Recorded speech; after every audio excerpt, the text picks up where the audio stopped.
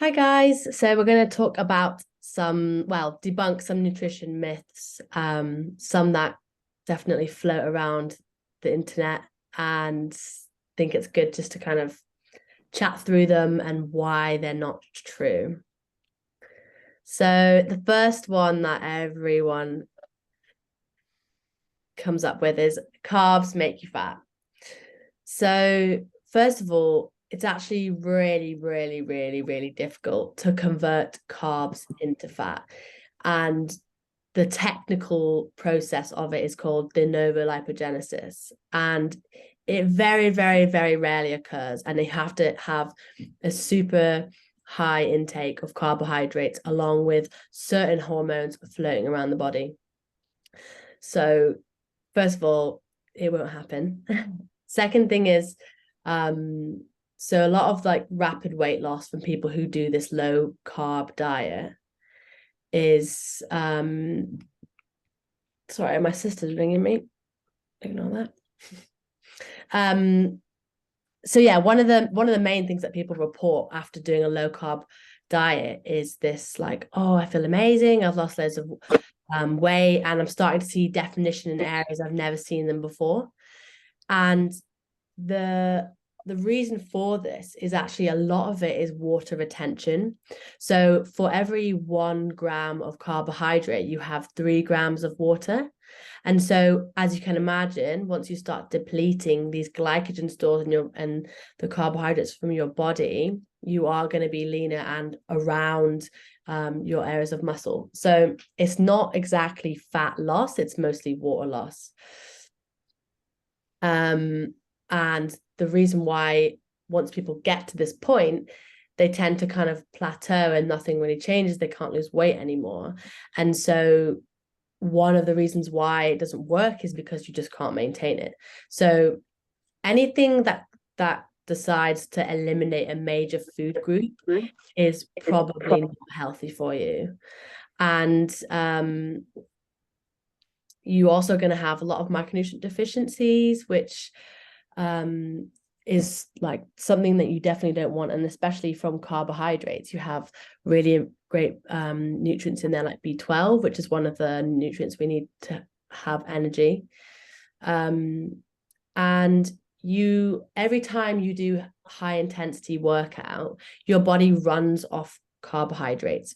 Fat does not suit any high intensity workout. So if you don't have these carbohydrates available to work out at that high intensity, you're going to crash, feel horrible, feel miserable, and probably pass out, to be honest. So like when it comes to people saying how, oh, you're in the fat burning zone, there's a difference between fat for fuel and fat burning.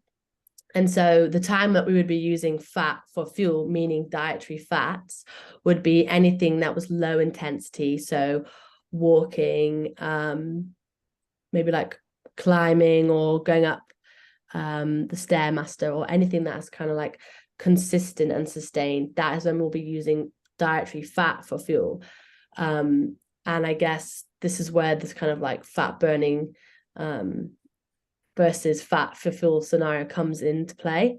And if you're going to be doing high intensity things, you're going to be more in your fat burning zone after you finish the workout, and you need carbohydrates to meet that intensity.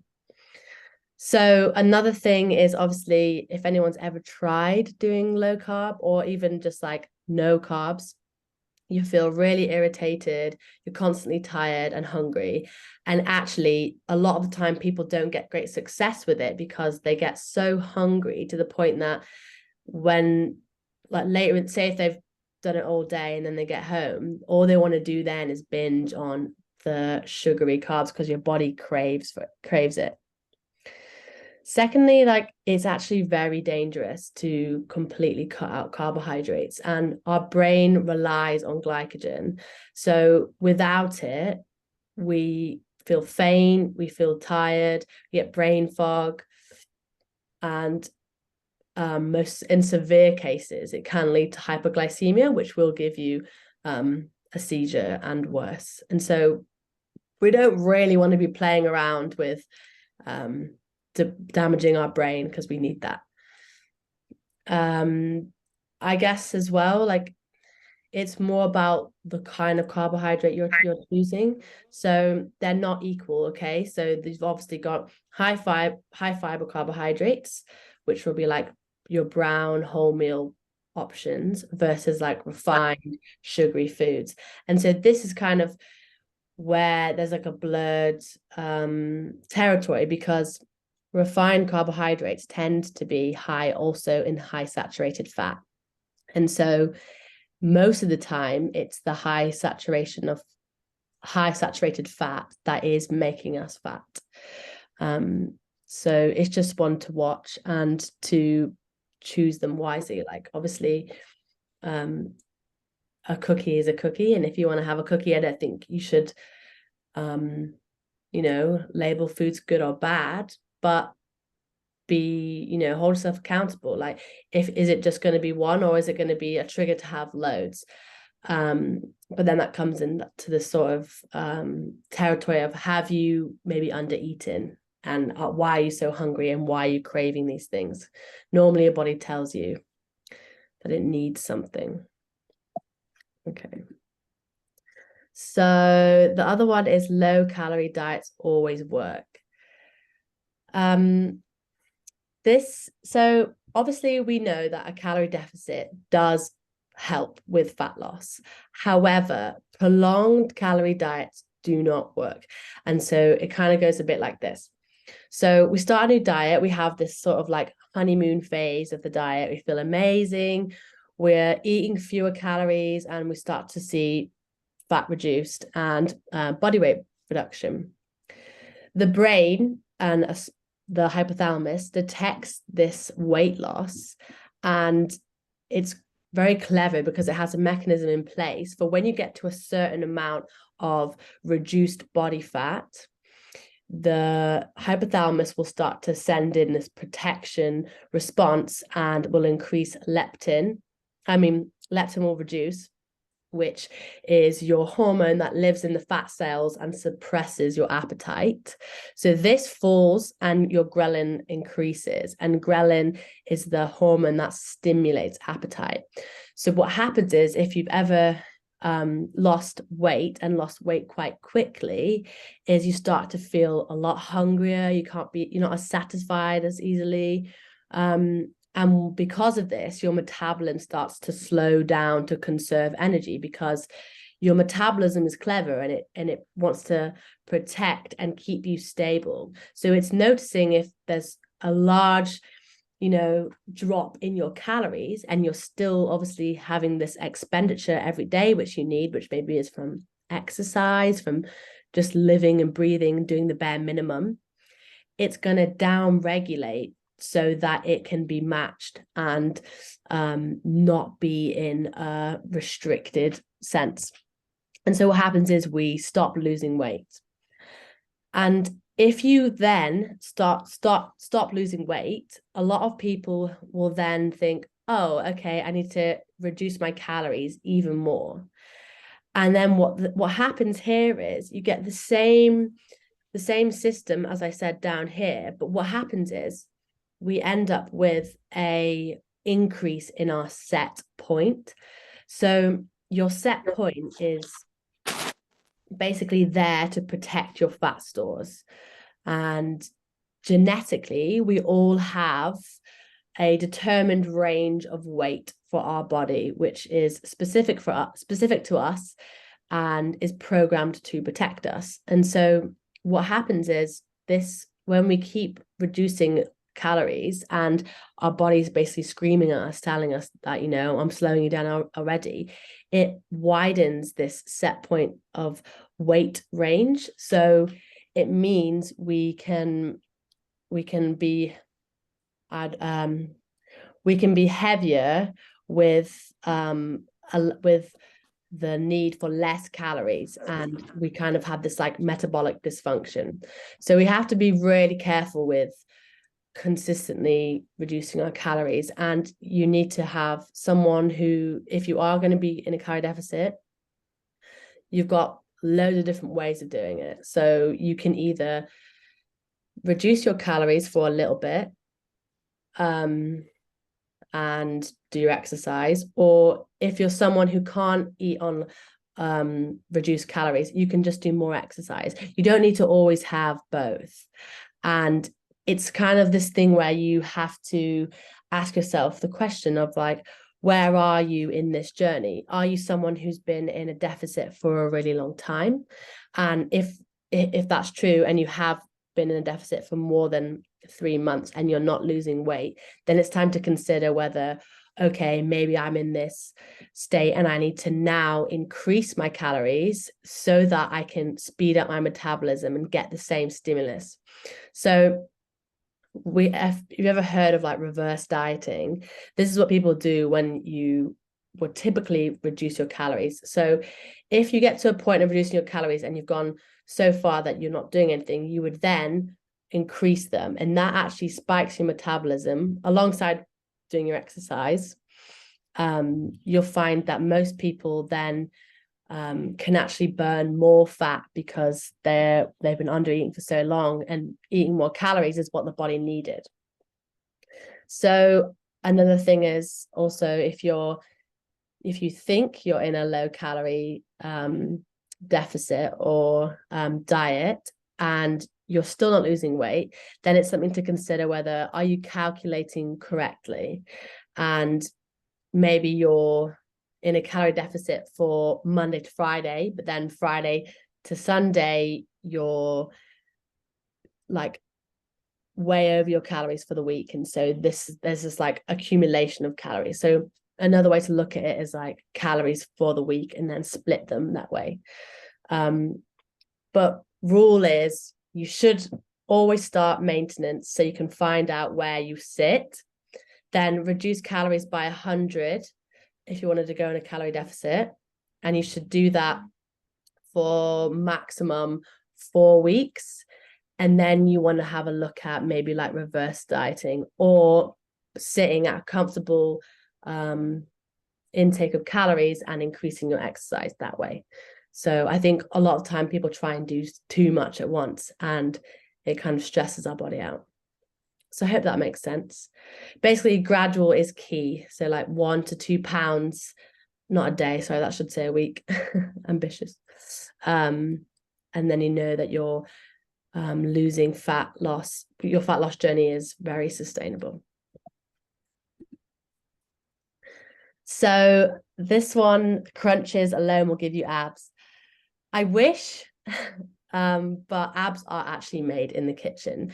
So you can't spot reduced fat, and everybody holds larger areas of fat in different places. So for most women, it will be around their thighs and around their arms and hips, and that is kind of seen throughout the start of puberty to the end of the menstrual cycle, because that's where we would be having children, and so there's extra fat there for that protection, which is part of another reason why it can be really dangerous when women do really low calorie diets, because we actually need a larger amount of fat in our body to have our entire endocrine system for a start.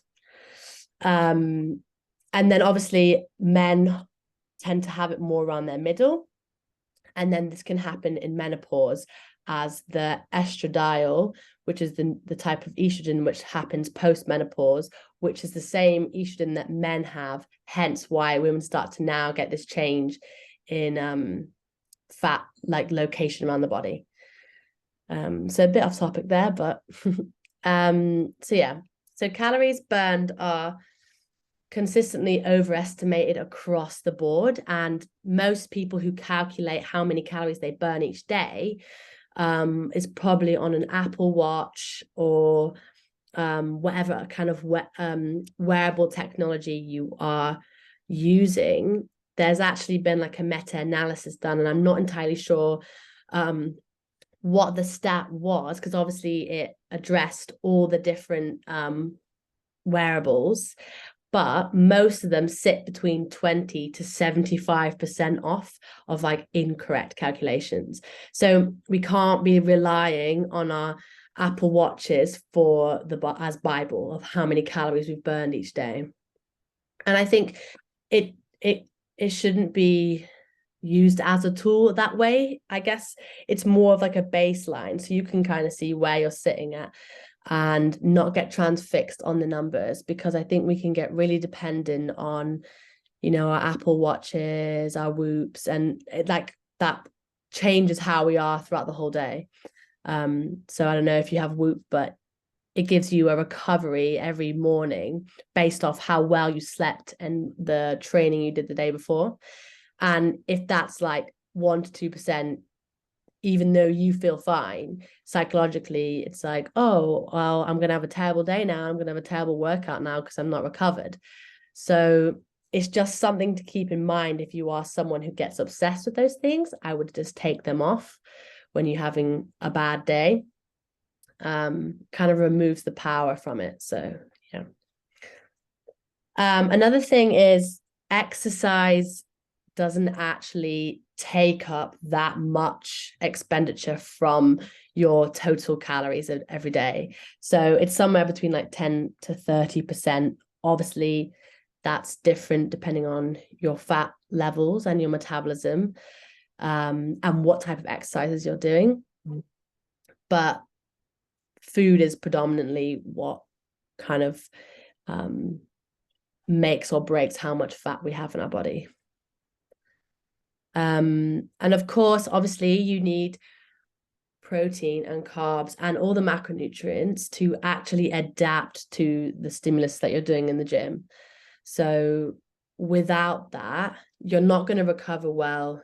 You're not going to, you know, repair the muscles that you've broken down in the gym. And so that should really be your big priority. If you're someone who's looking for abs, it's obviously a fat loss, and you want to be upping your protein in that time.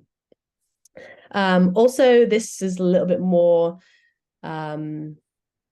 like gym focused, and obviously Jack will be telling you this, but the best movements for abs isn't actually crunches. It's like isometric movements and holds. So they're things like your plank, your dead bugs, like hollow rocks, basically like in the gym, using all lateral, all planes of movement, uses your abs. So it's kind of like a mind to body connection. So every time you're doing like any weights, you're always engaging your core anyway. And so if you focus on full body, your abs will come. And then obviously, yeah, heavier weights and resistance. So, and of course, sleep and stress quality. So that is everything. If you are stressed and you're not sleeping well, you are not going to get adaptations, and you are not going to get, you know, maybe your strength goals or your fat loss goals, because they're a crucial part of recovery. And without that, then we can't get there. So, yeah. So I thought those were probably the most common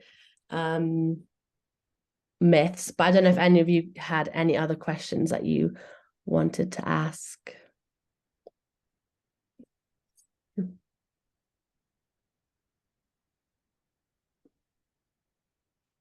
No? Okay. Well, if that's everything, then I will let other people watch this, and then if they have questions, Jack can send them across. So yeah. Thanks, everyone. Have a good evening. Thank you. Bye. Bye.